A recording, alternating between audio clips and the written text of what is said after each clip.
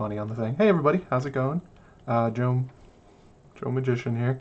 Um, this might be the first time I've actually streamed from this new setup where you can see everything. I think the last time I was in the darkness with Michael with a silly hat and a cape on, but today you can actually see everything in all its glory with all the Germ stuff over here, bunch of Harry Potter. Uh, my pal Ned over here, poor dead Ned with who lost his head wearing his Germ hat. It's not very much into Shakespeare, but I bought that for the Halloween thing. I decided to keep it because it looks cool. Hey guys, how's it going? No, Bernie, this is not Pegging Anonymous Meeting. That's not a cast. Oh, Steven Stark in the chat. Yeah, I'm wearing my Sanrixian North Remembers Wolf Killing Everything shirt. Uh, I also got a surprise. Hang on. Well, two surprises. I've been hanging on to this thing since it came out, I guess. The collector's edition from Omegang, the Game of Thrones special thing. So let's see here. Tonight I have. Let's take a look at the options. Ooh, let's get in frame. I've got Fire and Blood, Winter is Here, and Take the Black Stout. Wonder which one I'll choose. Actually, you know what? Vote in the chat. Let me know what you guys think. There's quite a delay, though. I'm not quite sure why. Let's take a look at them, though, because... Let's see here. There's Winter's Here.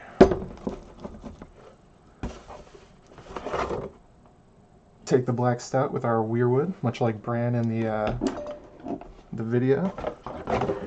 And Fire and Blood for Rhaena Targaryen.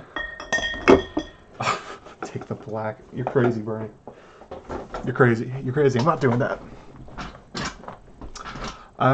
You can still find some of them in stores, Denise. I still find them every once in a while. Most of them only got a few of them, but they didn't sell out that bad.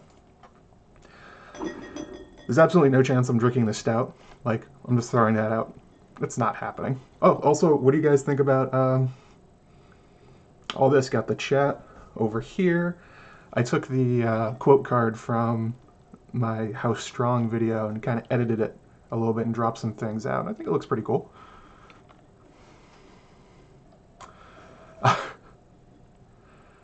Yeah, I think Winter is Here is going to be the one I'm going to do. Mostly because I like that one the best. I've had the Fire and Blood, and it's okay. And Take the Black Stout. Stouts aren't my thing. Oh, super chat here from Steven Stark. He says, to hype the shirt, everyone go buy a Sanrixian t-shirt, support artists and content creators. Yep. Sanrixian's also going to be at Ice and FireCon selling some shirts. So make sure you pick one up. Unfortunately, the House Strong shirt didn't win the poll. A real bummer. Got beaten out by the stupid Greyjoys again. How dare they? Alright, let's see. Let's see if I can open this without it flying and hitting me in the eye.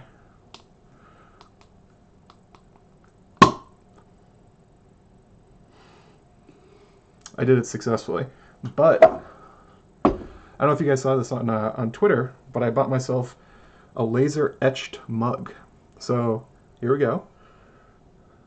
It's huge, too. Mostly because I wanted something... I have the Weirwood thing, but it's way too small. It doesn't work for me. I don't like it at all. So on this side, we have Duncan the Tall.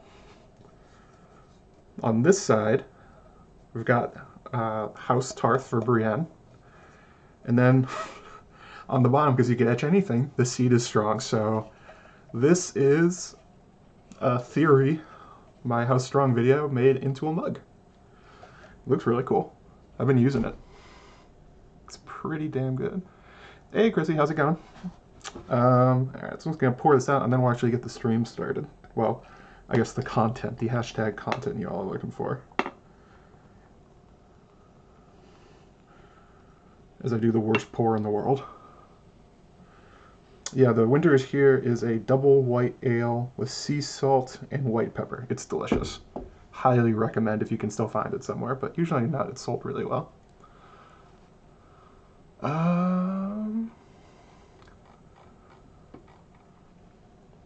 Oh, and then after this, by the way, Aziz is playing Crusader Kings 2 over on History of Westeros, so I've been enjoying those. I've been watching those most Fridays, but not tonight, because I decided I should actually do a stream. Like, this is a lot of fun. I enjoy talking with you guys. I haven't done one in a few months now, so about time, I would say. About time. And then you can watch Aziz play House Blackwood as he tries to take over Westeros in an Old God Revenge theme. Speaking of Old God Revenge, oh, yeah. To House Strong and Duncan and Brienne.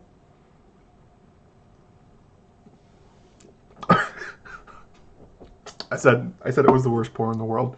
The absolute worst pour in the world. All right, so what are we going to start off with here? So this is just doing a Q&A thing. I grabbed some questions from Twitter, Patreon, comments. Leave some here as we're talking, and I'll try and get to them. Think kind of more of an open Q&A thing. I have some stuff listed, but we can sort of go wherever we feel like. To start off, the most recent video was Westerosi Horror Story, which got renamed a few times as I was playing with the name. But I think it's now Who Tried to Kill Queen Rhaena Targaryen. And this is actually something that came from in the chat, Nessie the Questing Beast, where I was talking about it in my patron Slack, and I was like, I don't think Andrew worked alone. It like doesn't make a lot of sense to me. He kind of goes from being a very timid, unintelligent loner with no adventure in his life, and all of a sudden he just like starts killing lots of people in a really efficient way with a rare, expensive poison. It'd be kind of like if Sir Dantos, like, all of a sudden became a master assassin from nowhere. It's like the same kind of character. You're supposed to be like, wait, what happened here? How exactly did he do this? Yep. You're welcome, Nessie. That was your video. Mostly because you told me you thought it was an interesting idea, and it was. I went a lot deeper than I thought I would. I thought it would be pretty simple, but it's actually got a pretty good mystery to it. And for those of you who didn't make it to the end of the video, spoilers by the way, the 3 suspects I came up with for who helped Andrew were Lyman Lannister, Rhaegar Baratheon, and shock of shocks, King Jaehaerys Targaryen. Oh my god. The Conciliator, no! How could he do such things? And I put up some polls at the end of it. There was one on YouTube and there was one on Google Forms. And the results ended up reading like this. This is not what I expected. I actually expected most people to go for Rhaegar.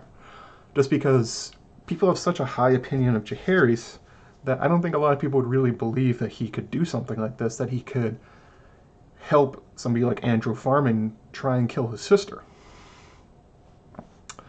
So, the results went down.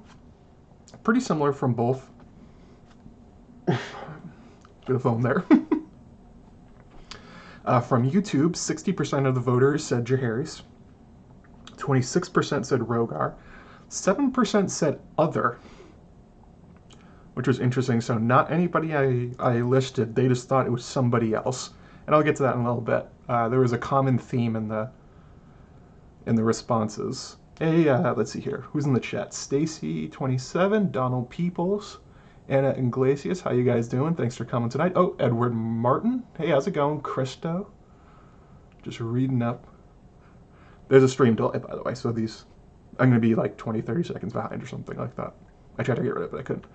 And then 1% for Lyman Lannister and 1% for the lone poisoner theory. Apparently there were people that totally believed that Andrew Farman could pull this off, that it was like his entire life was a misdirection, that he was just plotting for this one moment of revenge, which didn't seem to make a lot of sense to me, but yeah, that's how it ended up broken down. I do think Jaehaerys fulfills just about every part of what you would look for in this kind of murder. Um, in particular, it's that he and Rhaena are like enemies for most of Fire and Blood, and it sort of plays it off as sort of this playful or minor family problem, but it's really not. What she's doing is effectively splitting the kingdom against him when he doesn't need that. He's a young king. He doesn't have a lot of support. Targaryens are on the ropes after Maegor kind of soured the whole living under dragon lords thing for him. And then his sister is running around, his older sister, who probably has a claim, and actually does have a claim at this point until, Jaehaerys says, by the way, women can't inherit the crown. And yeah, I think it all adds up. The two most common alternatives, though, ones that I didn't come up with, were Queen Alysanne. That one I think is more explosive than Jaehaerys saying Queen Alysanne the good Queen Aly, I'm sorry, would try and kill her own sister, because it seems like she is the most wonderful of people, and it doesn't seem like murdering would be quite up her alley, I would say. And then the other one is a Maester conspiracy, because there's been a long-running set of theories in the fandom that the Maesters have been trying to essentially remove the Targaryens from the picture. They've been trying to essentially rub them out and kill all the dragons and return Westeros mostly to the Faith of the Seven's control, which they're just like that. Wait, what's going on in the chat? Stubby finger, nubby finger. Bernie's going off again. As per usual, Bernie. Just doing your own thing. Yeah, Sad Sack Andro says Nessie. Denise Hall does not seem bright enough or rich enough. Yeah, definitely. I don't think there's any chance he acted on his own. But to start off with, I got a a question from one of my patrons. It came from the patron Slack. Erin M., who's not here tonight because she unfortunately had to miss it, but she wanted to make sure I answered this very, very, very, very important question. Is Jaehaerys the Conciliator actually the worst? And this is something I've been thinking about for a while since Fire and Blood came out, and I posted this take on Twitter a few times, and I got kind of slapped around for it a bit, but fair enough. It's one of those things where when you're reading Fire and Blood and when you look at the nicknames that George likes giving his characters, a lot of them are almost, what's the right word, ironic. Or they're not as good as you think.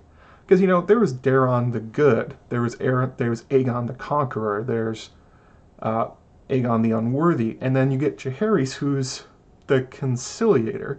That's not Jaehaerys the Great, it's not Jaehaerys the Wonderful, Jaehaerys the Majestic. He just conciliates, which is, it's an obtuse word. It's not obvious what it's trying to say. It mostly means that he solved problems somehow. And that's kind of what happened, where if you go back and read Fire and Blood, a lot of the ways he solves his issues are either he uses Alysanne, because she was awesome, he uses Barth, or he turns to violence or threats of violence. When he wanted to get his exceptionalism thing done, there's a lot of convenient deaths that go around, and also he and Alysanne fly to Old Town and park a dragon and basically threat to Harrenhal the entire city unless he gets his way. Now, that's a lighter touch than Maegor, but not by much. That's not a good thing to do, to threaten to basically kill everyone in Old Town unless he gets his way. And he did much the same with Rhaegar Baratheon after he tried to get Jaehaerys removed from the throne, where he essentially held the Stormlands hostage for Rhaegar's good behavior, essentially telling him, do what I want, or I'm going to get on Vermithor and I'm burning down the entire kingdom. That's not awesome, I'll say that. And then there's also Um, when he went to wait, Bernie again. And then there's also when he went to go take care of, I think it was the Vulture King, and he just personally went essentially like questing and grabbed a sword and personally took them on, because Vermithor, I guess, wasn't effective because of the way the Dornish have learned over the years to avoid dragons. Smart move.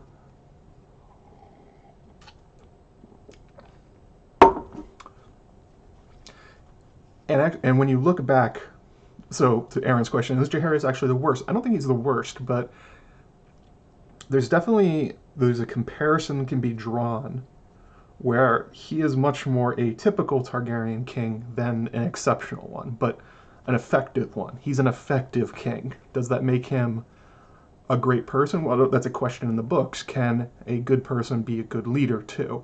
Can he be moral while also holding this kind of power? And, you know, he wields power well, which raises the question, is he a good moral person? And bring up in the chat, I just saw this, where was it? Denise Hall brings up, yeah, he was not great with his kids. He especially wasn't great with the female, his daughters. He and his daughters had a lot of problems. He had a lot of problems with women in general. He essentially divorced Alysanne twice. They called it quarrels, but that kind of undersells the fact that the queen broke up with him and left. And it's implied that he sort of went on a to go make the 8 in the in-between time while they were broken up. And Sarah, I believe, his daughter that he exiled, that wasn't awesome. His problems with Rhaena are well documented. Well, I well documented them. And if he tried to kill her, it would just sort of be more in line with a pattern of behavior where he has a lot of problems with dealing with women in power, and he tends to try and solve things through violence or threats of violence, or just sending Alysanne to do it. But clearly, the Alysanne plan wasn't working, as Rhaena was kind of out of his control at that point. Oh, hey, Sarah Charles just showed up. How's it going? Matthew Royce. Looks like the massacre at Dragonstone occurred in 54 AC, and Daemon Targaryen resigned his position. Yeah, that's one thing I noted, that it's Daemon Valarion's niece was one of the people that was killed by Andro. And it could be like, oh, well, he's mourning his niece, but it could also be that he's very unhappy to find out that a plot from the Crown to kill Rhaena had his family member put in danger and actually killed for it. So, yeah, not a great move from Jaehaerys. He's probably not the worst, but there is definitely a theme with the Targaryen kings where the reputation is George is undercutting them a lot. Maegor was cruel, and Jaehaerys was a conciliator, but their actual behavior was probably somewhere in the middle, and that's something that's also borne out with the way that Fire and Blood is written, in that it is written by somebody who loves Jaehaerys, it is written by somebody who hates Maegor, particularly from the perspective of the Maesters and the Faith of the Seven. Jaehaerys made nice with the Faith, although he didn't declare war on them and put bounties on skulls like Maegor did.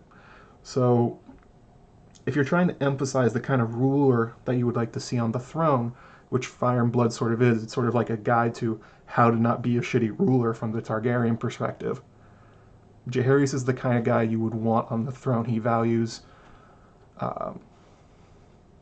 threats rather than actually following through on them. So yeah, Aaron, he's not the worst, but he's probably not the best person, even though he was a very effective king, if that makes sense. You guys following that? I hope so. Yeah, I'm not going to... Iglesias says, tell that to the Targaryen fans. Nope, I will stay far away from the Targaryen fans with the opinions that the Targaryens are not always the greatest. Tolkus420, how's it going, buddy? B1 Mary, hey, good to see you here. Kyle Wilson, what's up, man? So, as I'm talking, feel free to, throw out some questions. I got some already queued up, but I'll take them as we go, especially if they're good ones. Um, Mike Deck was in the chat, and he said his Alisane theory. That's actually in the document. I did pull that one out. Next one up from Thomas Smithson. Ooh, that's a tough one to say. He says, part of me always felt bad for Andrew. Yeah, he deserved what he got in the end, but if he wouldn't have killed anyone, then his story would have been so sad. He did not deserve to be treated that way by the queen and her friends. I wonder if at first he knew his marriage was a scam, or if he was tricked into marrying her thinking she loved him and his sister or something. So there's a lot going on with Andrew's marriage to Rhaena. In particular, she has a lot of motivations at the time. The first one is she doesn't want to be a political tool for her brother or Rhaegar Baratheon, so she just has to get married right away to get it off the table. Second, he can't have been unaware that Rhaena and Alyssa Farman were a couple. It was well known from when she was there the first time. It seems more likely that the relationship was set up as a sham, that he knew going into it that Rhaena did not love him, that he was doing her a favor, and it seems to be in hopes that she would return, over time she would grow to love him. That's sort of what you see in his quotes as his killing spree kind of unravels, that he yells at her that it's like, I could have given you children, I could have loved you, and instead, blah, blah, blah, blah, blah. So Andrew is sort of the kind of guy who, it was never really on the table for him to have a romantic love with Rhaena. And it seems to be that obsessing over that and trying to make that happen, and just really dwelling on it, fueled his rage and got him to the point where he was ready to kill over unrequited love, basically. And it's not really... I don't think there's really much fault on Rhaena. I mean, her and her court were mean to him. That's true. I don't know. I don't want to excuse the bullying, but it seems to be that he got into this with completely wrong conceptions about what he and Rhaena were, what her and Alyssa were, and what her and her court were. It seems to be a lot of jealousy coming from him, where she was a queen. I'm sure she offered to let him go and live whatever life he wanted, but the life he wanted was with her, and that wasn't happening. And that's not awesome. And it seems to be that those feelings of betrayal and being ignored and the bullying is what whoever was in Andrew's ear exploited and pushed him from just being angry to being murderous, which is a common thing. Like, you see that Littlefinger does that twice, where he uses the genuine feelings that Lysa Arryn has for him and Robin Arryn to get her to kill Jon Arryn, somebody she probably wouldn't kill on her own. But, he's in her ear and he's constantly pushing her, and finally he puts it on the table that if you kill him, then we can be together. And she kind of blurts that out at one point, kind of like Andrew. I think there's a lot of crossover between Andrew and Lysa Arryn in terms of how they were selected, the way they were pushed, and the feelings they had for the person that they killed. Let's see here. Let's go check out the chat. Is there a possibility a member of the small council supplied the poison without the king knowing to keep... Yes, absolutely. It's very possible that Jaehaerys may not have directly even ordered it. Like we see with Rhaegar Baratheon when he clearly wants Rhaegar to kill his mother, Dowager Queen Alyssa, I think, in order to save the child, but he can't get himself to do that. It's his mother. So he grabs Rhaegar, who's drunk and emotionally compromised, basically shakes him and says, do what you have to do, and throws him in there. Now, he's not telling Rogar to go in there and say kill Alyssa and save the child, but he's kind of making it known what he wants, and that kind of thing can happen where it's where somebody says, I hope a thing happens, or it would be better for me if this person was out of the way from people in power, and sometimes maybe a counselor would act on that. I brought up Rhaego Draz as a possibility. Very possible. There's some discrepancies over what he said in the tone, and it makes it hard to figure out. But there is definitely also Lord Massey, the one who notably says, we should just kill this person that's in your way. If that's a suggestion once, it may have been a suggestion again. Or it could have been even Daemon Velaryon, who was unhappy about it.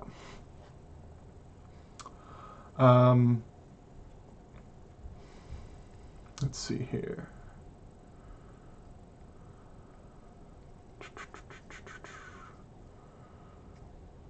El Presidente DMCS says, I find it hard to believe that Andrew wouldn't come out and say, by the way, your brother King had a hand in this. I agree. The problem, though, is, again, that this is not direct narrative. We are not seeing through the eyes of a character that is watching this happen. We are reading an account. In George's mind, this is how he sets it up. We are reading an account of a maester who read another maester's account at the time, and the biases of those two people in between. So if something like that was said, or maybe if Andrew was set up for a murder and he didn't actually do it, you can expect that what the maesters are writing, especially with how they love Jaehaerys in particular, maybe there's a crossed out that little line, or they just didn't record what he said.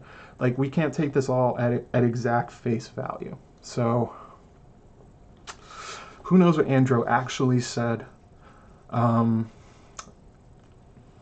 mean, that happens much more in Fire and Blood when we get to The Princess and the Queen and The Rogue Prince, where George plays his 3 POVs game. But you can see that here too, where there's very much a unreliability, and you have to take into account the bias of who we're talking about.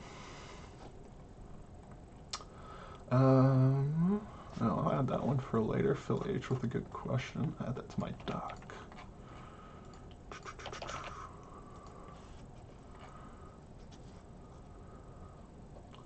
Tony3483, hey man, how's it going?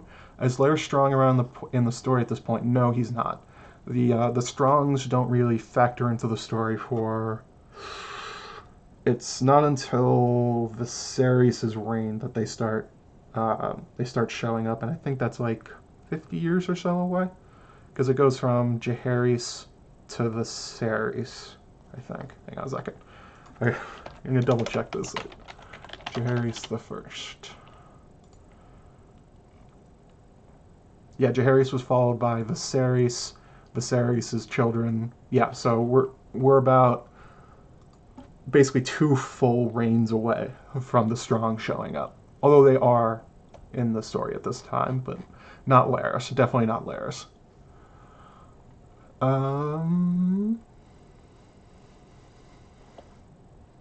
Let's see here. Yeah, Anna Iglesias. Andrew might not know that Jaehaerys and Baratheon were pulling the string. Also very possible. Until Littlefinger just tells Sansa that he was responsible for the death of Joffrey, it's really up in the air if... I don't think Sansa really has any idea of who Dantos is working for. And there would be levels of buffers in between whoever actually ordered the killing and who helped Andrew. I addressed that in the video where I talked about how it might be the Bullocks. Or, actually, I saw some good suggestions and comments that the Maesters may have been a buffer in between them, that they supplied. Let's see here.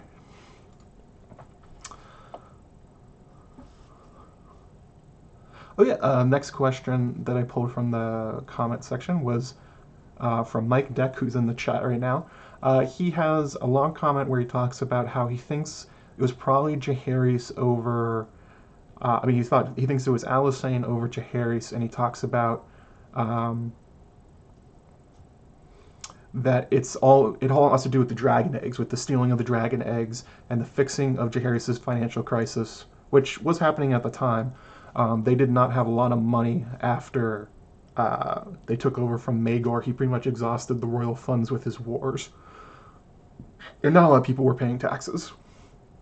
Rhaego Draz, the Lord of Air. Oh, no, I'm not sure if it's the Lord of Air, but Rhaego Draz did help with the finances. But yeah, they were in tough financial straits for a while. His Mike Deck's theory is that he thinks that the dragon eggs were sold knowing they would never be hatched, and then it was essentially pinned on Alyssa Farman, and it goes to some sort of large conspiracy that goes through Andro.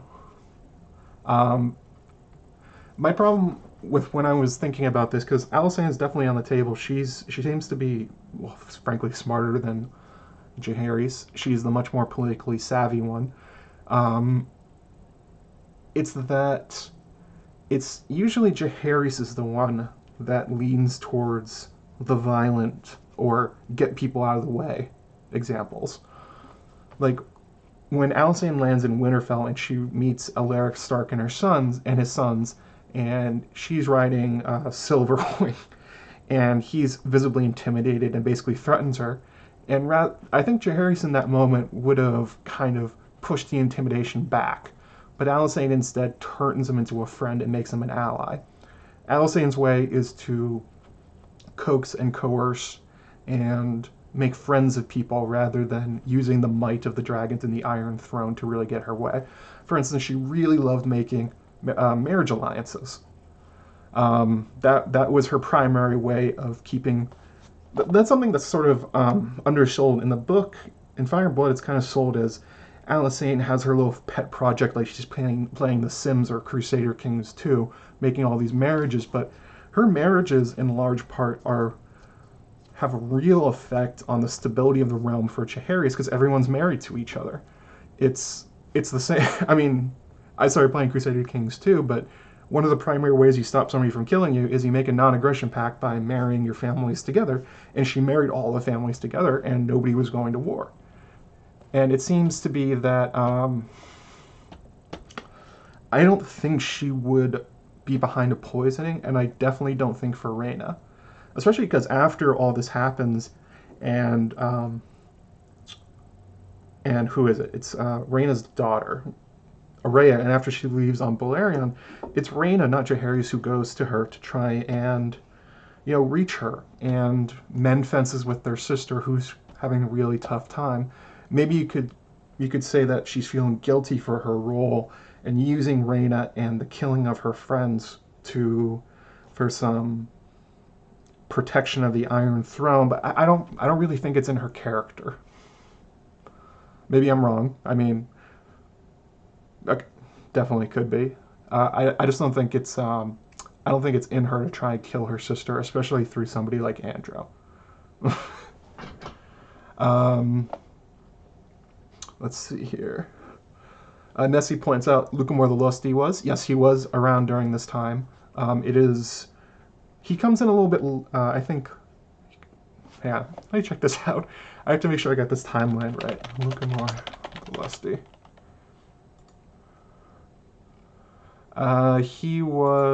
It was in the next year, because this happened in 54 AC. 55 AC, Lucamore ends up on the King's Guard.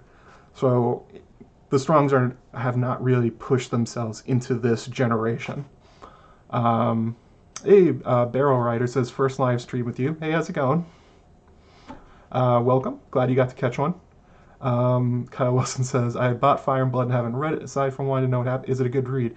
It is a good read. It's a tough read, though, because it's not direct narrative. It's sort of written like a history book. But once you sort of get past the change in tone, the way it's being told to you, you can start to see really interesting things, and the stories are George. And so they're awesome. I really enjoy them. It's definitely worth I would read it once and then read it again and go back and pay attention to things that are being emphasized and de-emphasized by the fictional Maester, because it tells you a lot about the story George is trying to tell. Hey, Sandrixian showed up. I got your shirt on. Got the North Remembers. Sarah Charles says, matchmaking for the win. Tony, I'm afraid to try CKT. I feel like we're consuming. It's a consuming game, but yeah, the matchmaking is probably more effective than Jaehaerys' threats to kill everybody in terms of keeping the realm together. I would say. It seems that she's much more behind the successes of Jaehaerys' reign than maybe Jaehaerys'. Like, I always thought it was really interesting when you're reading Fire and Blood, is that Jaehaerys sort of gave up on diplomacy at one point and just sort of let Alysanne go on ahead of his retinue, do all the hard work, and he shows up and shakes all the hands after she's got all the marriages and alliances set up for him. So, yeah. Yeah, Alysanne also gave the gift to Night's Watch. Good call, Denise Hall. Yeah, and she's probably, and Steven Sark says, Alysanne may be the best target in history. I think that's pretty fair. I think if she was male instead of female, she would probably be probably the greatest of their monarchs. She probably is the greatest of their monarchs, just the uncrowned one, I guess. Along the lines of somebody like, I don't know, maybe like Bloodraven. Bloodraven was effectively king for quite a long time with Daeron the Good. Let's go here. Oh, let me see here.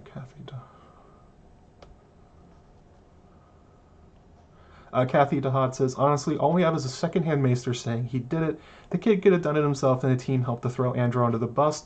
That is definitely a possible explanation for what happened, especially with how he goes from being very stupid to very smart all of a sudden. If he's being blamed for a murder he didn't commit and sort of took the fall, kind of like Dantos Hollard, then yeah, that is another reasonable explanation. It kind of gets to the fact that it's really hard to parse what happened on Dragonstone, because a lot of it doesn't make sense. Like, how did he get the Tears of Lys? Where did he come up with this plan? Why is nobody stopping him? Like, where are the guards in this? Why isn't anybody testing the food? All these other things that, whatever. Angel Dalton in the chat, I like your Pokemon plushies. Oh, thank you. I got a Flareon, an Arcanine, a Dragonite, and a Bulbasaur. Let's see here. How long have we been going? Oh, about 45 minutes. Okay, so let's keep trucking here. Child of Persia left a really good comment on the video where she said, Andrew reminds me of Littlefinger in this lack of typical male interest and skills. He plays up how non-threatening he is to deceive those he wants to take vengeance on. I think that's absolutely a great take. He is absolutely, I think, a Littlefinger kind of Lysa Arryn merge of a character. And I think you're supposed to definitely connect Littlefinger's murders to Andrew Farman's murders, especially with the use of a pawn, where whatever happened, Andrew is not the king in this situation. He's not the mastermind. He is just a pawn being moved around the Targaryen dynasty. So Littlefinger does it for chaos in his grand plan to somehow become lord of something. Who knows what he's really doing? That's always a tough question, but there's definite overlaps with their characters. And I mean, it's a thing that George talks about where he says he says through his narrative that poison is a woman's weapon, and Littlefinger uses poison. So does Andrew. So I mean, that's not true. Poison is not a woman's weapon. It's not even true in the narrative, but it's sort of a saying, an idea that he kind of hangs it on.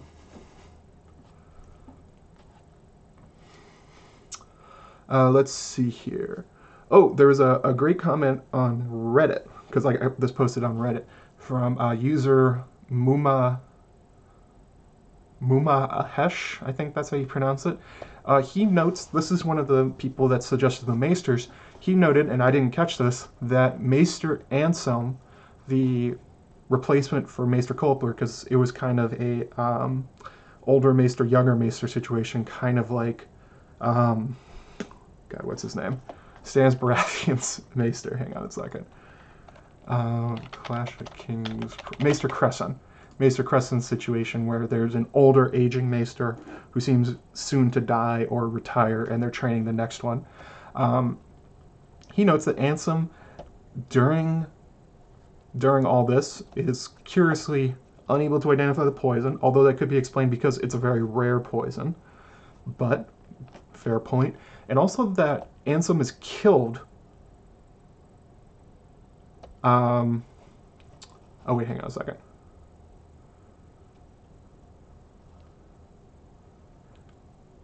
Oh yeah, Ansem was not killed by Andro in his run-up. He only killed Culper. Maybe he knew that Ansem didn't have the skills, or whoever was planning this new Ansem didn't have the skills to find it out. But it could also be he was the one that was supplying the poison, and he was a go-between along with maybe the Bullocks to Andro to set up this. And that Ansem is killed near the end of the murder spree. He's stabbed between the shoulder blades by Andro Farman. Apparently, if that was his contact, it could be. The Maesters being involved, that would make a lot of sense, where Rhaena has been a problem for them too. It was Rhaena's marriage to her brother Aegon the Uncrowned that started a faith militant uprising. She's also at least bisexual, which is that kind of thing is a big no-no for the Faith of the Seven, and she's a Targaryen, so she has a lot of targets on her back, particularly from the Faith of the Seven and through the Maesters, because, again, the two of them are pretty well linked. So, yeah, that's a good point. It may be that Maester Ansem and the remaining Sir Bullock on the island could have been behind making sure that nobody caught Andro while he was killing people. That could definitely be. I wish I had caught that. That's a really good catch. Let's see here. And it goes to El Presidente DMCS says, nobody suspected Andro of acting strange, or was he always a glorified waiter? The fact that nobody is suspecting that people are suddenly dying, and in a realm where poison is a thing, and he's obviously pissed off about something. I mean, either they very much suck at their jobs or they're ignoring it on purpose.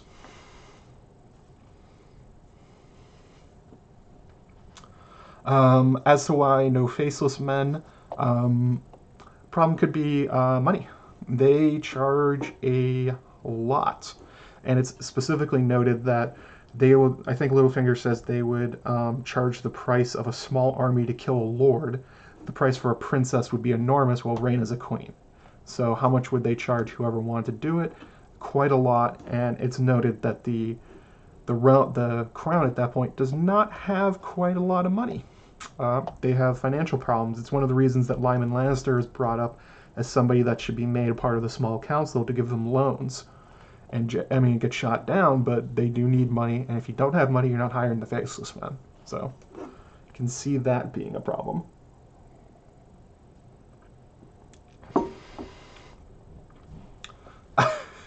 Senrixia notes that 69 people are watching.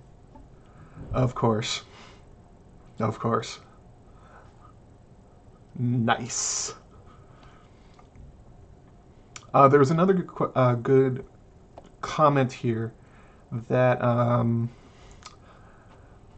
the name's in a different language. I can't tell if it's Korean or Japanese, but they had a really good point where they were talking about Jaehaerys's problem with women, and in particular with his child Sarah, and his problems with Alysanne and Rhaena, and how a lot of Jaehaerys's problems stem from the fact that he cannot deal with the fact that he is afraid to lose his power, that he doesn't want to cede any of it to the women around him, and it even goes on to cause the Dance of the Dragons because of the Great Council looking over Rhaenys the Uncrowned for Viserys.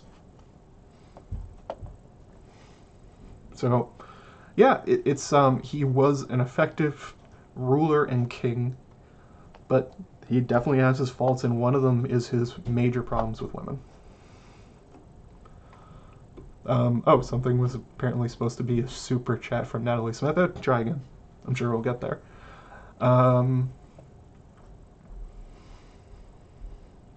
So, any other... I'm going to scroll back up, see if I can find any comments or questions on that one, and we're just going to move on to the last long night video, because we're doing both at the same time tonight.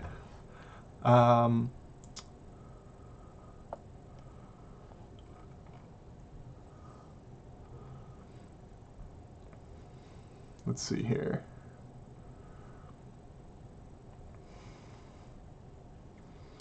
Jay Moray says, it's very interesting how Andrew and Peter are certainly examples of being systematically effed over and being enactors of systematic horrors. Yeah, that's true.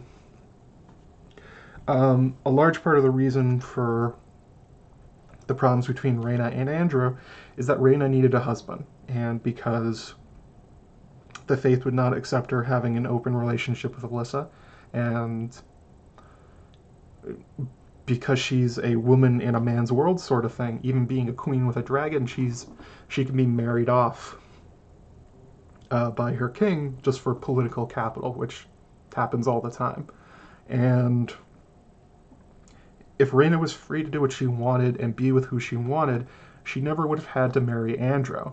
And it never created this awkward situation where the two of them have to stay together, despite the fact of not caring for each other at all. And just for... Yeah, this whole situation is really a casualty of the male primogeniture, in a way. Rhaena and Jaehaerys' problems with each other are because of that. Rhaena and Andrew have to get married because of that. And Rhaena becomes a problem for Jaehaerys, because, again, she has a claim to the Iron Throne, a weak one, but somebody could marry her and then use her claim to try and overthrow him. And it all comes down to the way the power structure and inheritance works, which is not great. Natalie Smith is having problems with a super chat. I've never actually tried to do it. Tried to send a super chat through my phone. Keep plugging away at that one. I'm sure you'll get that.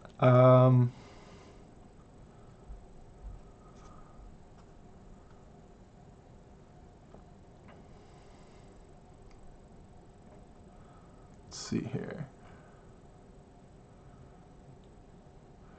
Jay Moray says, I imagine dragon eggs or equivalent values equal royalty, which is interesting when thinking royalty compared to each other. Do they all cost an egg? How much is Rhaena compared to Jaehaerys? Yeah, that's interesting.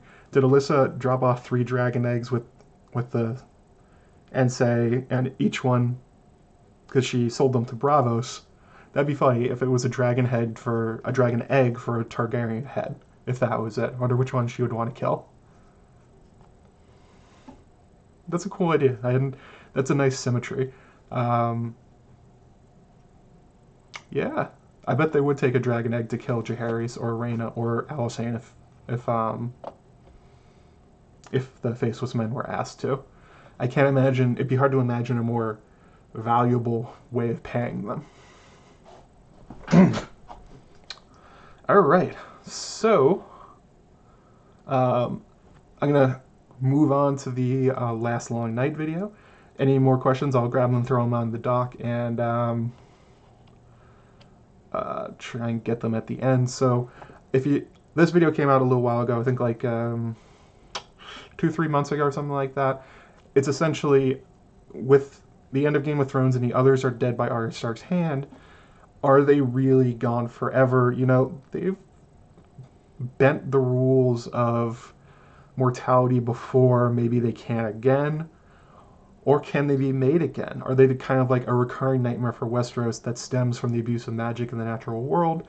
Are they an exceptional, a unique event, or are they sort of an inevitable consequence of humans using magic in this world?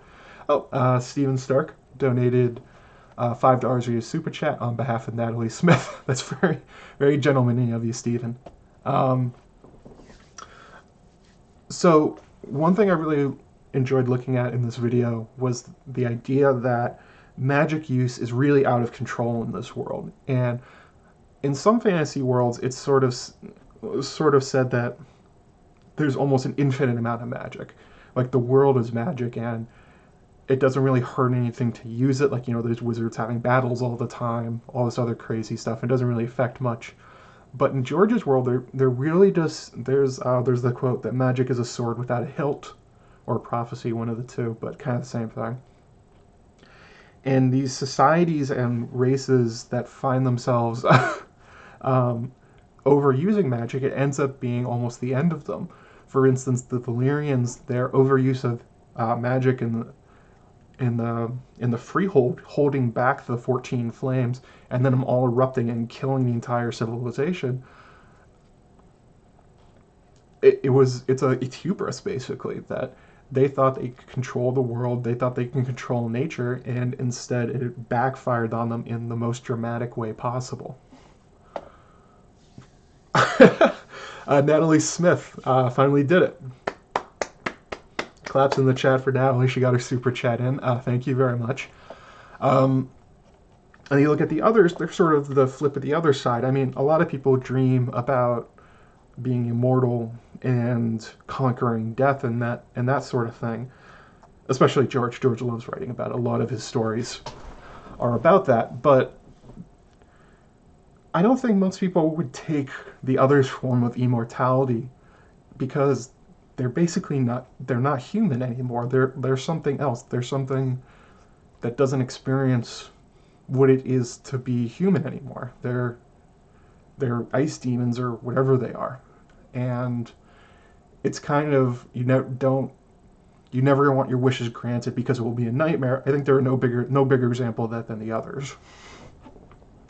And I made a comparison in the video between climate change and the others, and how all around these hinges of the world that they talk about, particularly the Wall, I imagine Valyria is one, Ashai is another one, there's just nonstop like disasters and horrors in these places. It doesn't seem like the world is better off for their use of magic. I use the idea of ley lines, which is a fantasy concept, but yeah, there's quite a big theme of characters using magic and then it being horrible for them and the societies they're in. Like on a smaller scale than like the Valyrian Empire and the others. I mean, Stannis, the shadow baby that Melisandre births, visibly ages him like overnight. His hair's turned gray. He looks very tired. He's not the same person afterwards. So that could be the same sort of thing. So the question that I posed in the video, are the others over? I would say probably not. It doesn't, especially, it sort of depends on what Bran's going to do at the end of Game of Thrones, now that he's basically a god king on Earth. He has all the knowledge. He's basically, all of his rivals are eliminated. The Targaryens are effectively gone. Basically only Drogon's left, the last dragon sort of thing. The others have been destroyed. The children are all basically dead. I think they said that in after an episode thing or some question somewhere, that you're supposed to understand that in the taking of Bloodraven's cave that all the rest of the children are now dead, that was the only ones left. So what will Bran do with that power, and can that power be reused? The answer, can be reused, seems to be yes, especially because there's so many different stories about how dragons came about. It may not have been one generation of dragons being invented. It may have been multiples. They may have come in waves. I mean, it doesn't have to be just one. Let's see here. Rod, damn it, wish I wasn't working so I could hang out. Oh, thanks, Rod. Yeah, definitely kept it on the rewatch. Thanks for showing up. Let's see here. Looking through the chat. Kathy Dahad says, the last hero also had an iron sword that broke, except that was before the Andal, so his sword would have to be bronze. Yeah, there's a lot of inconsistencies in the histories. I'm pretty sure they're on purpose, though.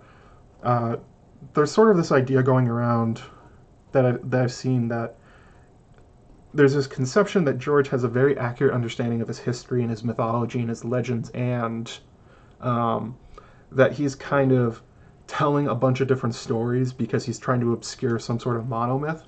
There may be some sort of central idea behind it, but the details, it doesn't seem like he knows. I talked about that in my video on why the Long Night show was canceled. It seems to be that when pressed for answers about what happened during the Long Night and during the Andal invasion, like the people, the characters, what happened, George just, he doesn't really know yet. And that seems to be more of his style, where when asked about it, Elio and Linda, when they were writing The World of Ice and Fire, they would ask George about a particular detail or a house or a character, and they would send him a message like, "Oh, what happened here?" And George would send back, "Oh, I don't know. Let me think about it." And then he would send back like 20,000 words on it. Like he did that for the Westerlands too. He really expanded things, but usually kind of when prompted.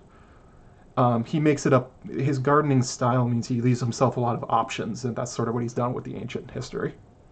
Let's see here. I'm not seeing the blood sacrifice option under Super Chat. Please don't blood sacrifice to the channel. Thank you very much. No killing.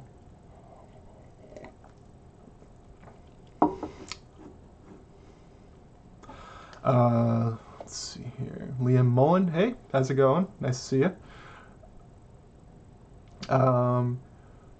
Tad Dawson, 68 Dawson says, using power always is consequent. Absolutely.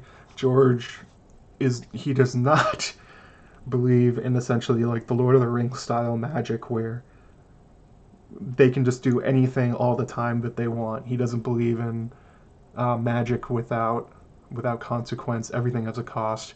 And there's no bigger example than the others. Whatever they did to get their power, the show doesn't even really tell us the why that scene happened, where he took the dagger in the chest. Whatever they did to get it, it's almost certain that they didn't do it with the intention of becoming the ice demons that they are, the bane of humanity. It's sort of a slow escalation, maybe like a fear of death thing, pushing them beyond death and becoming the monsters that they are. A super chat from Sanrixian. Oh wait, she sent a sticker. It's a lemon guy who's enjoying the stream, I guess. Thanks very much, Mallory.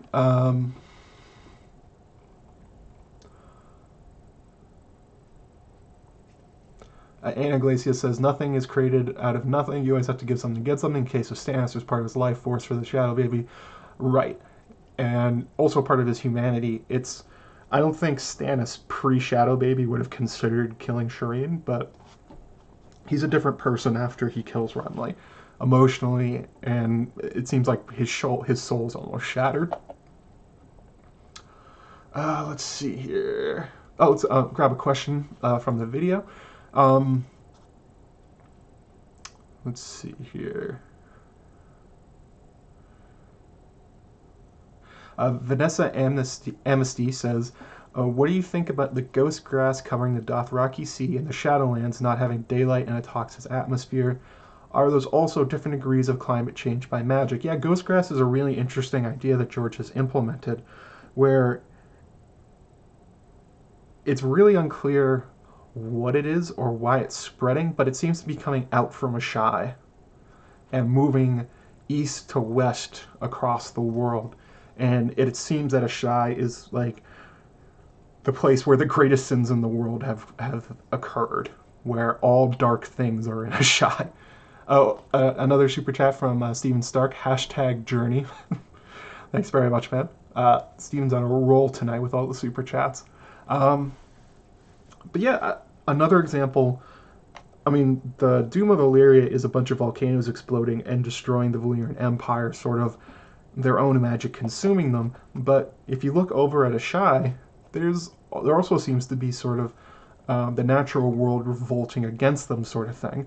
The River Ash is filled with volcanic ash from an enormous, ever-erupting volcano to the north, which kind of reminds you of Mount Doom from Lord of the Rings.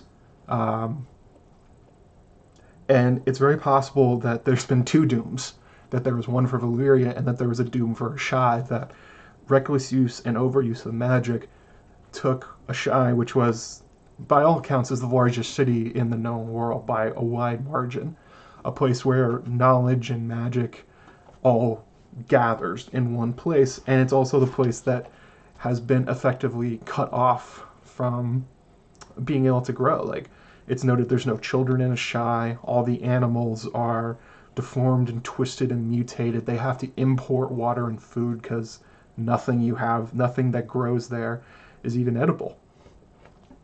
It seems to be a more extreme example of that, but you can also look at Karth.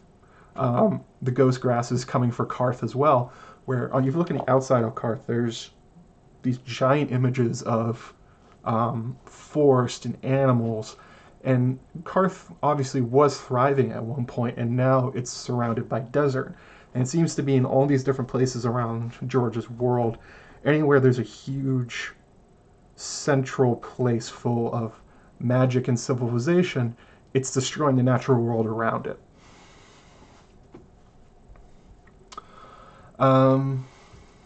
Let's see here. Anna Iglesias says Grooms of the Timeline can't be trusted. Very true. They can't be trusted because I don't think he's figured out what they are yet. If he ever gets around to expanding the world of Ice and Fire, he might, but he really had his chance to with the Blood Moon or Long Night show, and it appears he declined to in favor of writing more Targaryen history. So I don't think we'll ever get an answer to that. Let's see here. Ridiculous Ed Tollett would be me if I were late. Hey, y'all. Hey, Ed. Thanks for showing up. Kowinski. Hey, man. How's it going? Tony 3483. Obsidian Heart creating the others is questionable in the book canon. I am, in my opinion. Yeah, sure. I would imagine that it's something similar because it's so out of left field that I don't think Dan and Dave would come up with it on their own. That seems to be something they were probably told and then worked around. I talked about that in the in my Whisper Jewels video, where everything about the Night King in the show lines up with George's use of weird magic stones and gems in his other works, and especially the how obsidian is very much emphasized in the books in a way it isn't in the show. I don't think that was their idea. Was there an announcement for the stream? Yeah, there was. I think there was some weird stuff going on in the background with YouTube. It made me go to different control rooms, which was weird. I had to change some stuff for this one. I don't really know what happened. My bad on that. I'll have it fixed for next time.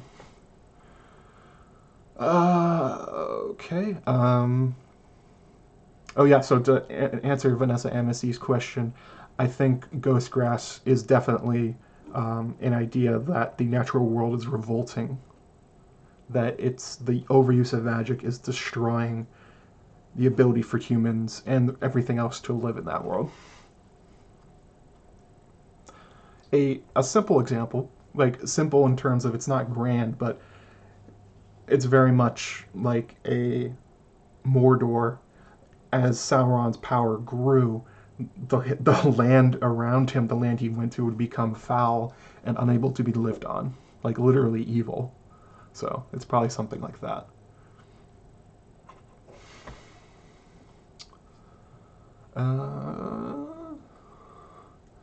Bernie thinks of Ghostgrass, the teeth eating Plantos. That's another cool idea. Maybe like dragon teeth.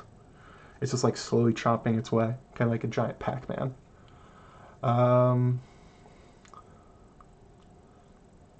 A Barrel Rider says, do you think we're going to see something like The Last Hero and His 12 Companions? You know, maybe John with Ghost as the dog and a dragon as the horse. I would expect as we get to the end of the books, George will have some sort of fellowship. Whether it's exactly 12. A lot of people think that Bran will be the last hero and John will be Azor Ahai. Maybe there's a difference between the two there. It does seem like Bran is more closely following the last hero story, whereas John is more going down the Azor Ahai path. But who knows? I mean, that's part of his gardening style. He can he's set up these different examples. He can use them however he feels like. Um, I'm really hoping that Jon isn't the last hero, mostly because that means I think that Ghost dies. I don't want Ghost to die. Ghost is the good boy. Ghost is the best boy. Oh, Mandolin. Hey, how's it going? Good to see you. Mandolin523. Happy New Year, better late than never. Yeah, I think there's something messed up about the stream going out to subscribers. I'll have to take a look at that. I'm using a different piece of software. I normally used StreamYards, and before that I used Google Hangouts. I'm using OBS tonight, so I think I messed up something in the settings. I'll have it fixed.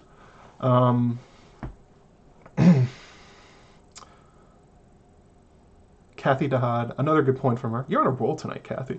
Technically, in the words of Gurm, the details in the world book are what a maester believes to be true. No proof there are no children in a shy. Absolutely.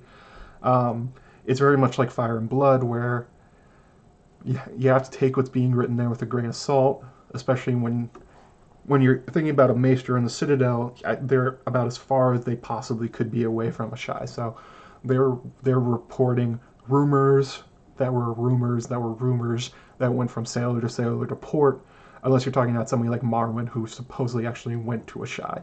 So Marwyn would be the if you're talking about who would actually give us an accurate look into a shy other than Melisandre, Marwyn would be the guy to look for. Super chat from Nessie the Questing Beast. Thank you very much. Do you think Euron could bring the wall down by unplugging it? There's a lot of ideas about how to bring down the wall. I know the guys over at Nauticast, especially Jeff actually both of them, really favor the idea that Euron's going to use a horn and it's going to shatter whatever spell is holding up the wall. I wonder what you mean by unplugging it. Do you mean like if you like rip the weirwood, the black gate out from underneath? Because that seems to be maybe where the power is coming from, that it's the weirwood net, or that the black gate is there because it's a ley line, a convergence of different ley lines all in one point. The hinge of the world idea is essentially that George is using this idea that there are essentially like points in his world that have more magic than others. Things like Valyria, Ashai, the Wall, that kind of stuff. Like Melisandre in particular says, my magic is stronger at the Wall than it's ever been. And that seems to indicate that there's something very powerful going on there. Maybe like a pool of power or magic in some way, however he imagines it. It may be, knowing George, it might be something having to do with like dead psychics or green seers or something like that. He loves that idea in his other stories, that there's a lot of power when beings with psychic powers die and coalesce into one place. Like that's a big thing in what is it? A Song for Leah. Oh, Mallory says you got no live notifications. So yeah, I gotta fix something for last time. Sorry guys. Actually, I don't know how many people are here at the moment. Let me check my control room. Live dashboard.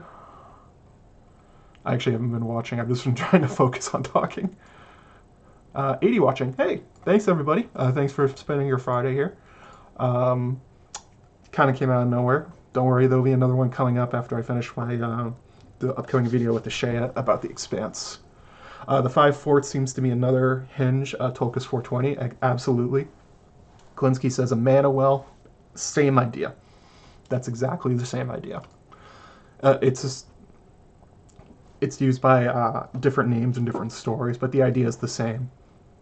Some like holy place, whatever.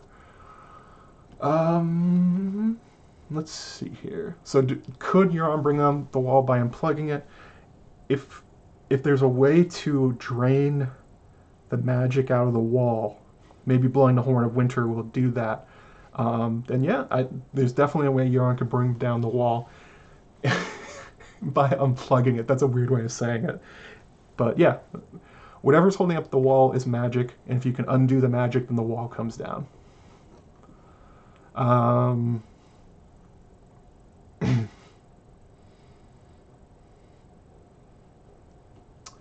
Denise Hall says, "Are the five forts a parallel to the wall from the last long night?" I've actually had that idea for a while, that if the wall completely melted, you'd be left with a whole bunch of large castles in a straight line, just kind of across nothing. Because where the wall is, if you look at a map of Westeros, is just it's kind of a nothing place.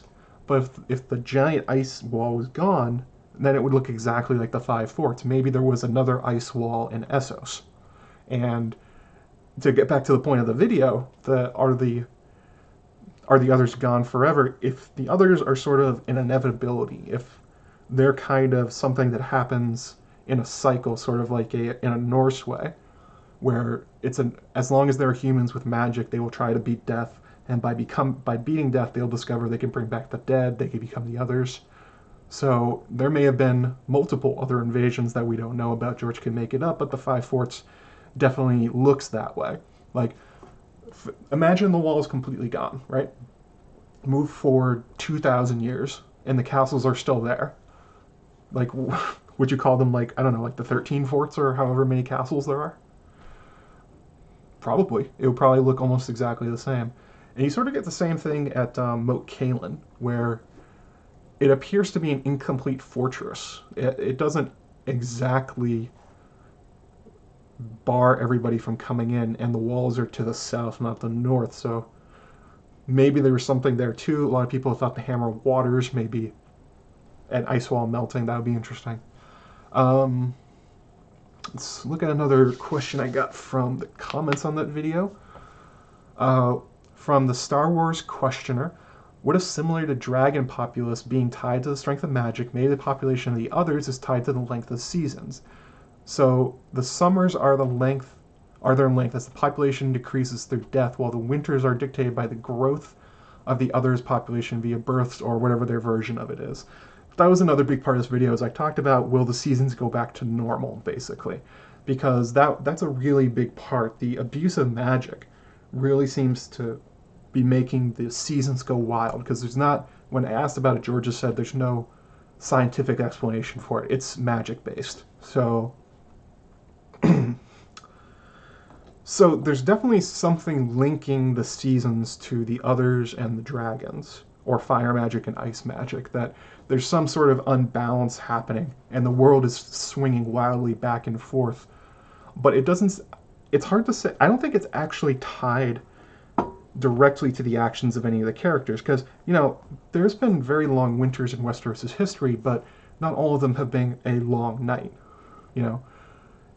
unless you're saying that the others are causing every long winter. But then, how are the Valyrians still causing long summers when they're gone, and the dragons are mostly gone too? So it seems to be something more primal, that it's an indication that the world is wrong, and that the humans have done it, basically.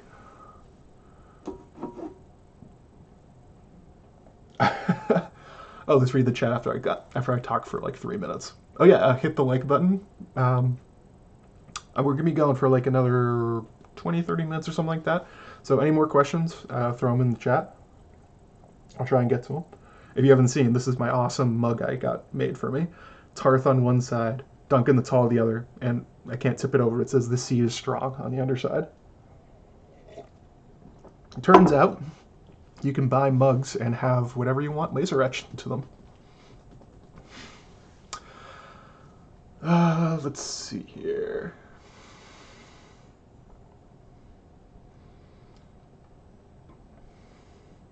Barrel Rider, do you think the world of Ice and Fire is round? So north is connected to east. It is round. It is a globe. Although it's much smaller than real Earth.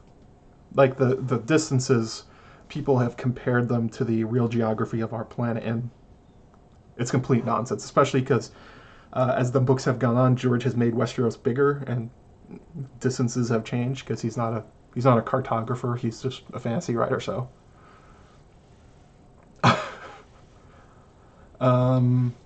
but it is possible that the north is connected to the east, or it was via some sort of ice bridge. That's totally possible. Like how Asia, North America were connected at one point, and humans walked across it.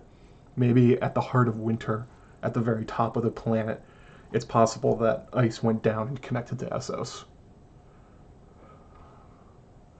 Uh, oh, so you guys are excited about the Expanse video. Um, yeah, that's a really good one. Um, so what's going to go on with that is there's a full podcast version that is like an hour and change. But what I'm doing is that's the full version is going to be available for patrons.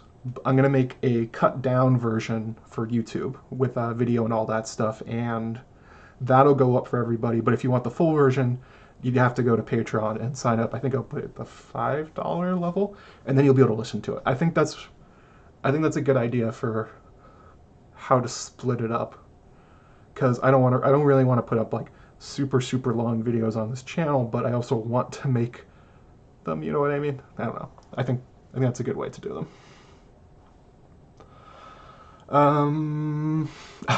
Edward Martin says snaps. Magic Man, love that theory. Yeah, it's a good one. I think I'm gonna do a video at some point about the wall itself and connect it to the Five Forts. It'll be interesting. Um,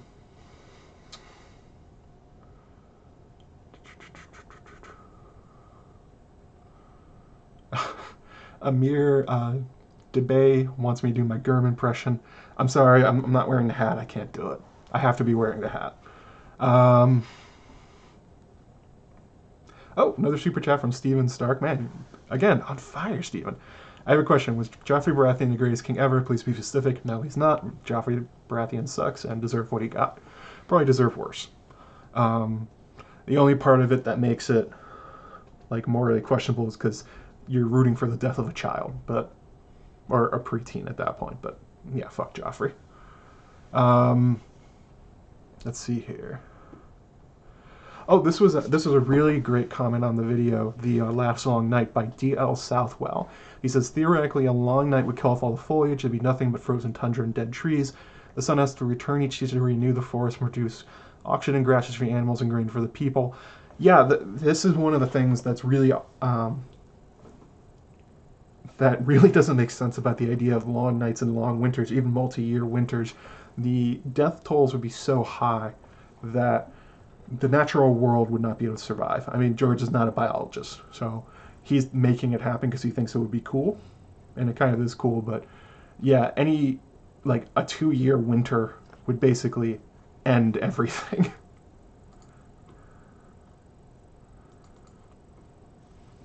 um, Kill off the foliage. Ghost grass in a way could be like a way of seeing that um, ghost grass, Valyria, Ashai, the area around Karth, magically destroyed, but not accurately destroyed. None of that stuff would work. Um, let's see here. Let's look at the chat.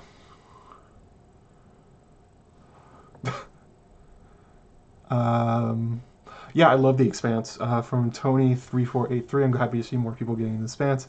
It's really great. I've read 2 books. I've watched part of season 1 at this point. I'm going to watch some more. Um, excellent book series. I'm really enjoying the show, and I liked it. I like it a lot more actually than like even like the Witcher, which I like the Witcher book, The Last Wish, way more than I like the show. Hang on a second. I'll be right back. You guys hang out.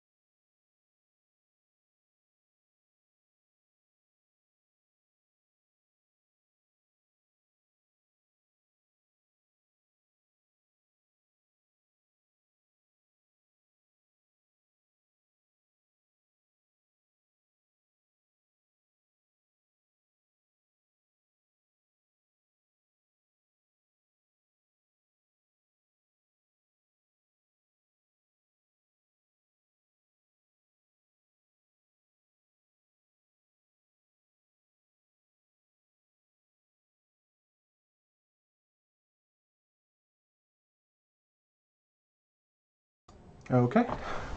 Should be back. Sorry about that, guys. Had to take care of something real fast. No talking behind my back. No gossiping about me. How dare you? You know I can read chat. I can come back and see this. What are you even doing?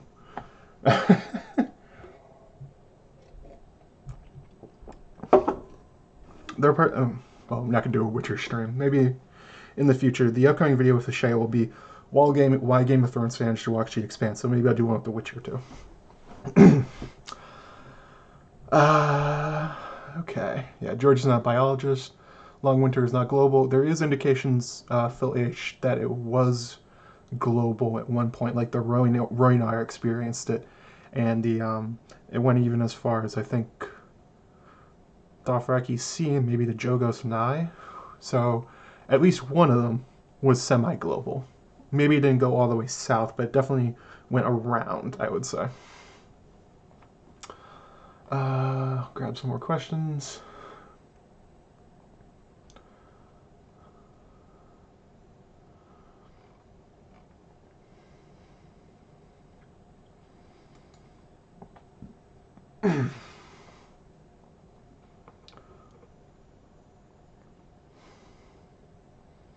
Oh, interesting idea. Melatonin says, when the five forts be where a wall of fire would have been, maybe obsidian. That's a really cool idea. John does think that the wall looks like giant gemstones, basically.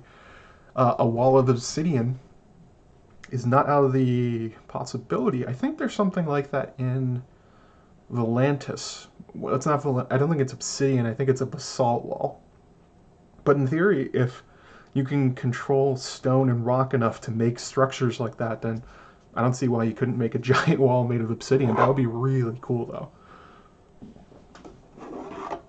I would love to see that. The Five Forts is super interesting, especially how it seems to fit in with the myth of the origin of the others, with the Lions of Night and something coming out of the far north. The names are pretty similar between northeastern Essos and Beyond the Wall, too. A lot of talks of cannibalism and murders and horrors and that kind of stuff.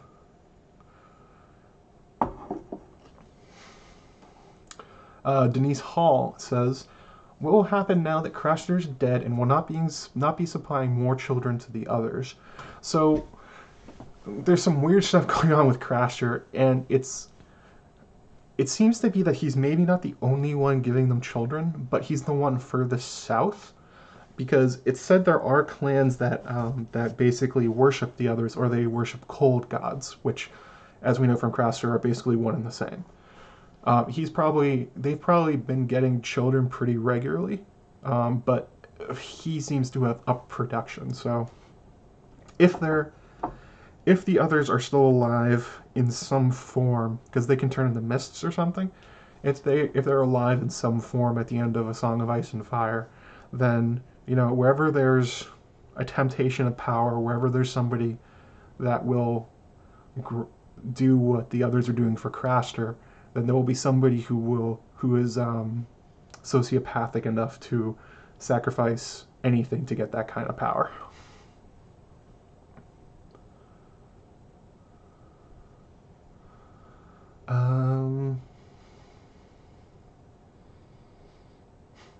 Oh yeah, Nessie says fused black stone. Yeah, same idea. There definitely could have been a wall of fused black stone. The black stone, I think it's been explained as it's the Valyrians. Essentially, they had the ability to work stone into objects. It's unclear if George means that they have like modern building techniques, if they can like make things out of concrete like we do, or if they're actually in some way shaping stone, like using magic, and it just moves into certain positions. If it's the second one, then that could definitely be an explanation for how they made these stones, which seem to go back to Great Empire of the Dawn, whatever Karth is, Valyrians. It seems to be a shared ancient technology that sort of fell apart in the wake of the fall of Valyria. The ability to make these things.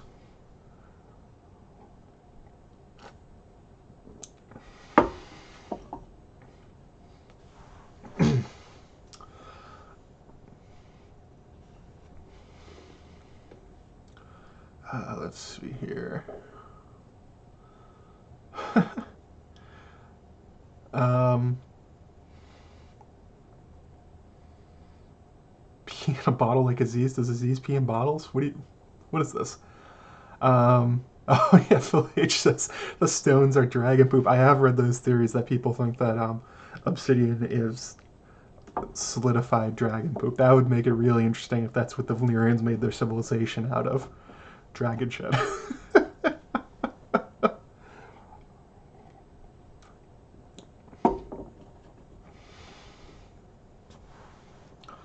um,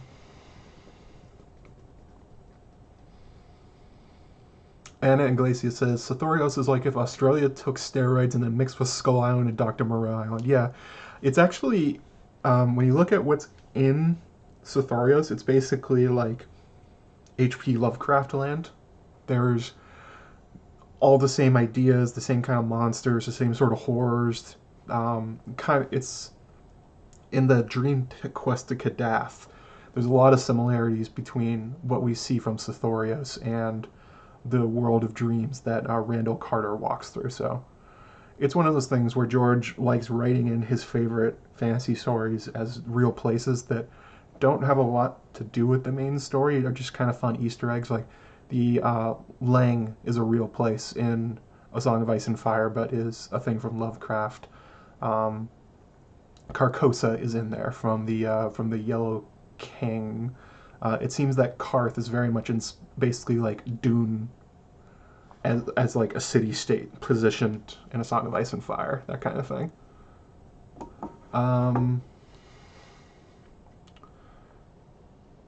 Oh, here's a question I skipped from Last Long Night comment. What exactly was the doom if Valyrians had the volcanoes under control, and weren't the Valyrians and Targaryens fireproof? So it seems that if the World of Ice and Fire is to be believed, at least in the general sense, that the source of Targaryen power is that they took 14 volcanoes and sort of harnessed them, kind of like magic factories almost, sort of thing. This is going to be another video too, and we're going to talk about Valyrian power and what forces they exploit that George likes writing about in order to create the magical effects that they did. However they did it, however George imagines it, he thinks that they had the 14 Flames under control, and it's suggested that the Faceless Men killed the fire mages that were in charge of keeping the spells intact. And when the spells broke, volcanoes, which were probably somehow kept on the edge of erupting, all erupted at once, and it destroyed the civilization. There's been other ideas that like dropping a dragon egg into a volcano would be like a nuclear bomb. Okay, I think we're supposed to see though that from what the kindly man is telling Arya that somehow the Faceless Men are behind it, and that's sort of what the doom was. It seems to be the same with the Shai, like I was talking about, where a large volcanic eruption from a place that had dragons and seemed to use fire magic, that it's kind of like the natural world revolting, which in a way is what the others are. They're like the Weirwood First Men culture taken to its max and the world revolting against it. And what about the Valyrians and Targaryens being fireproof? That is basically just a Dany thing. They have the Targaryens and the Valyrians are less sensitive to heat and fire, but not immune. Even Dany gets burned in the pyre, Khal Drogo's pyre, and her hair burns off, and it takes quite a while until her hair grows back. Like through most of Clash of Kings, I think Dany's bald, and her burns are healing. So that's supposed to be a miracle that Dany survived walking out of a gigantic inferno that could burn a body. So a volcano erupting would kill a Valyrian. Dragonfire does kill Valyrians. Dragons can kill each other, that kind of thing. So not fireproof. That's more of a thing the show played up. Oh, hey, Alicia Kingston. Long time no see. Glad you could stop by tonight. Just in time, though, for Uh, me wrapping up. Probably got about 10-15 minutes left, so any questions you got, throw them into the chat.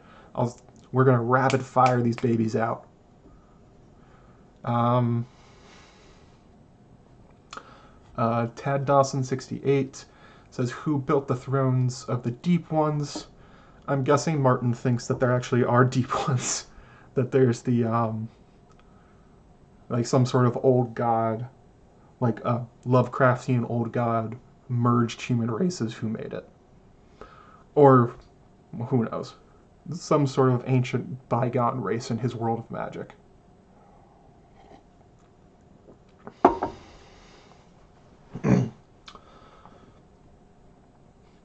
Mally says, has Matt watched Legion yet? The Yellow King.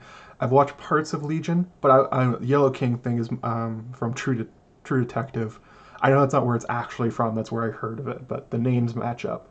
Hang on, let me just look this up so I don't sound like an idiot, like that I clearly am. The Yellow King. Carcosa. The King in Yellow, written by Robert W. Chambers. Influence on Lovecraft and definitely Martin. Legion is awesome. Yes, I agree, Anna.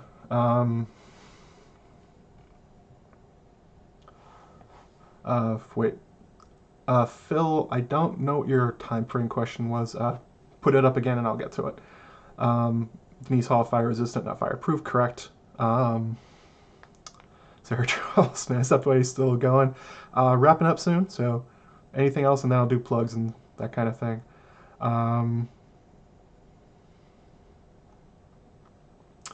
Alicia says, do you think Dany surviving Drogo's power was stolen blood magic from Mirri Maz Duur? That's definitely one theory I've heard, where it's noted that while Mirri is dying, she seems to be ululating, whatever, singing some kind of magic. Melisandre, when she casts magic on Ghost, it sounds like a song of Ice and Fire, that kind of thing.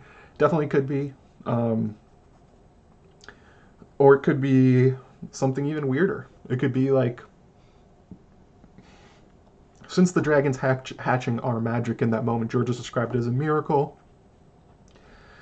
Who knows? I mean, it could be as weird as Jordan imagines. Maybe it's like the dragons protecting her, or she had like some kind of weird dragon psychic Valyrian bubble around her, which is a thing he writes about in his other books, where characters with psychic powers can do almost anything. That basically, or maybe it's somebody reaching through the flames, or in that moment casting a spell on her from afar. Maybe somebody like Bran or Bloodraven. God knows. I don't know if we'll ever get an explanation. I'm not even sure if George has one. Mirri, though, is a decent theory for explaining a very hard to understand moment. Mallory, it's from a lot of things. Oh, did I say it was Lovecraft? I'm sorry. I think I said it in the same sentence. I know it's not. Carcosa and the Yellow King are not explicitly in Lovecraft. I don't think they might be, but he didn't write it. I know it was something from something else, not True Detective. Barrel Rider says, what battle do you think was fought in the base of the lighthouse in Old Town? He's talking about Battle Isle. It seems to be between a pirate king and maybe some sort of dragons or something like that. George's world is full of enormous magical civilizations that have risen and fallen. The Valyrians are the most recent example, but there's examples dotting his world all over the place that the same sort of thing has happened over and over and over again. Empire magic rises, reaches a peak, falls. So it's entirely possible that in the long past of Westeros, maybe there was some sort of Valyrian or Ashai or Great Empire of the Dawn or Maze Makers civilization there, and there was some battle that took place at Old Town, because if you look at actually the map, the Arbor and Old Town are great economic positions. They're right on the coast. They have good access to different shipping lanes. They're on, I believe there's a river going through Old Town. It's a great place to make a city, so it would make sense that in the long past there was a different city that was not Old Town, and that presumably because it has economic value and maybe magical value, people fought over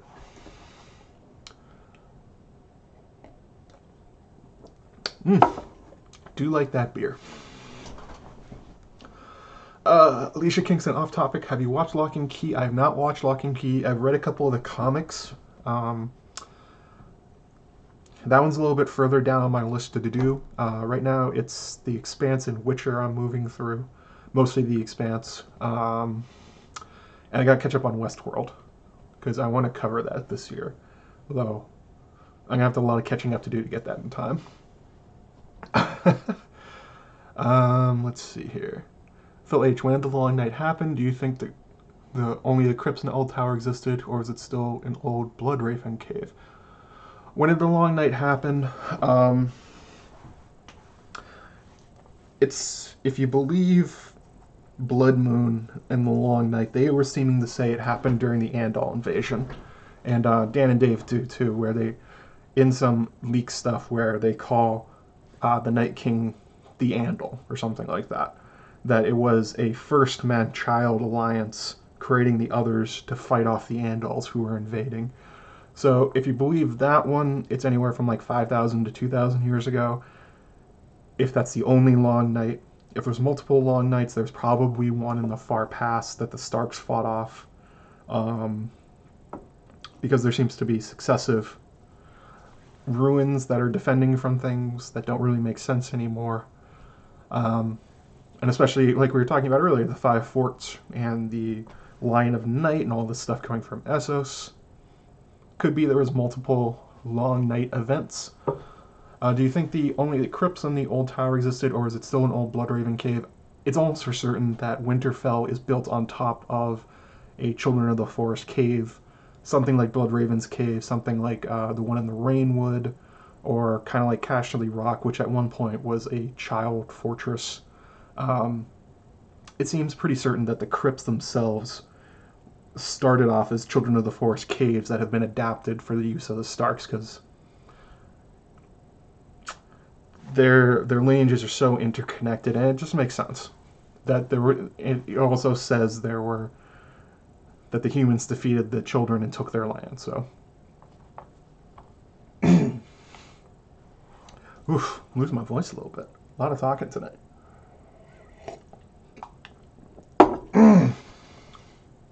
All right, let's find some more questions. I hope that answered your question, Phil. Tony3483 says the Song of Madness is coming. Make sure you register to vote. Vote for Aemon and Dunk and Brienne. I am commanding that. You must vote for them. They will. One of those three will win this year, or we will die trying. The Song of Madness. That's from Davos's Fingers, the great reread podcast. If you haven't listened to them, definitely check them out. I love listening to Davos Fingers. Those guys are great. Matt and Scad, I think. I'm gonna look foolish if I say I listen to them all the time. I don't remember their names. I'm pretty sure it's Matt and Scad. I'm hoping they're not the same person, or else I'm gonna look like a dick. I may just be looking like a dick right now. Dark Crystal. I don't know much about Dark Crystal.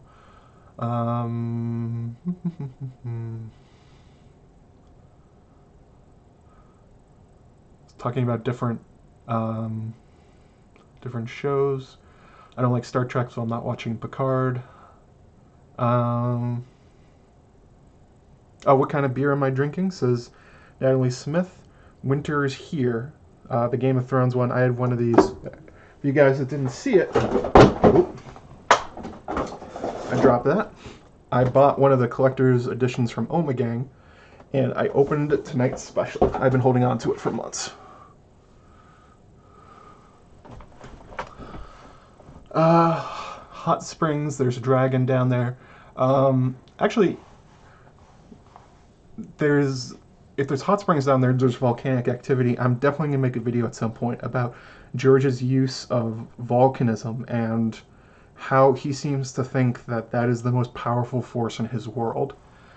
There's different ideas out there about like what is the source of all these things, and like, is it something like a Volcran? Is it something like, which is from one of his stories, a psychic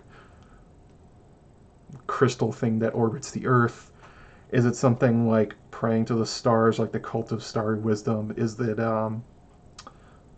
like something from like the Song for Leo, where it's like concentrated souls? But he definitely seems to be keying into that the most powerful beings in his world take advantage of volcanism.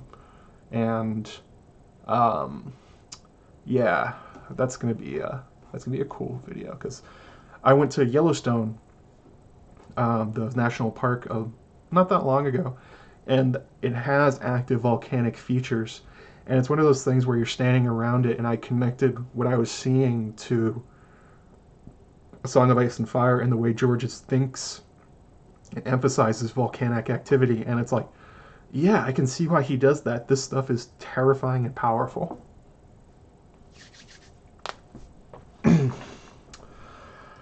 So a few more, and then we're gonna end the stream after I tease some stuff that's coming.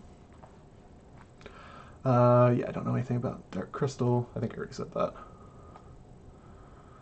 Do you remember how Illyrio got to King's Landing? Do you think it too closely matched the description of the kitchen well at the Night Fort? Illyrio getting to King's Landing and back is one of those early Game of Thrones, I think, whoopsies from George, where it doesn't make sense that Illyrio would take that huge, long, dangerous ship voyage to King's Landing and back just for that conversation. If he did, it may have just been when George thought Westeros was much smaller and much closer to Essos. When you get to A Dance with Dragons, the land masses have grown by a huge amount, so it no longer makes sense.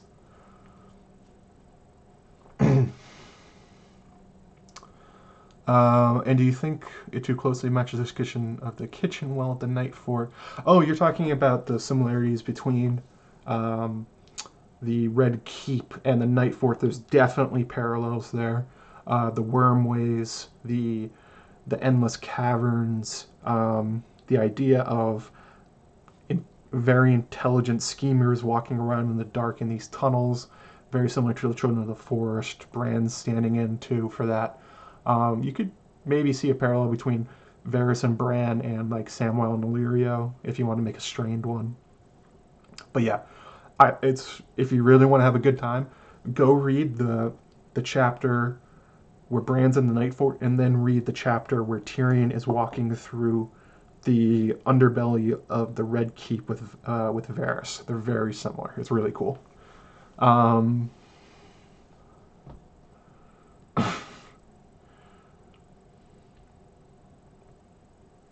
see here. Phil H. The hot springs are natural. The cold coming from crypts is not. My theories and other down there. Yeah, definitely. I've theorized along similar lines too. I wondered if the Night Queen is under there, that she's imprisoned in Winterfell. If she exists, that'd be pretty cool. Just a few more. Barrel Writer, you're doing some collaborations with other YouTubers? Yep, I have one coming up with Ashea from History of Westeros. That'll be the next thing coming out. I'll be back on Robert's channel at some point. We just need to find a topic and a time. I haven't planned out that far because I don't plan out that far, but I will. Alicia Kingston says he needs a ship. He used Littlefinger's traveling service or his jetpack. Yeah, basically. Illyrio's goes way too far, way too fast. But, you know, whatever. George is not going for accuracy, he's going for cool.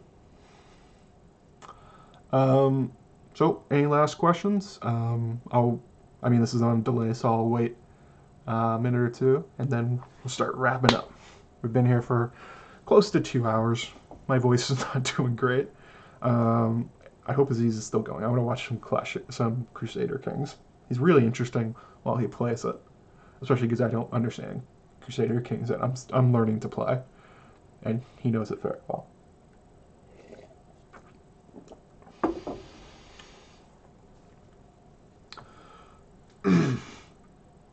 Oh, and there's one thing of the last long night video was like, will the seasons go back to normal? I don't think they will. I think that was the end of the video where I said the exploitation of magic has slowed but not stopped. It would take quite an effort from Bran, who's now like the avatar of all magic and knowledge, to make it go back to normal, maybe even sacrificing his own power.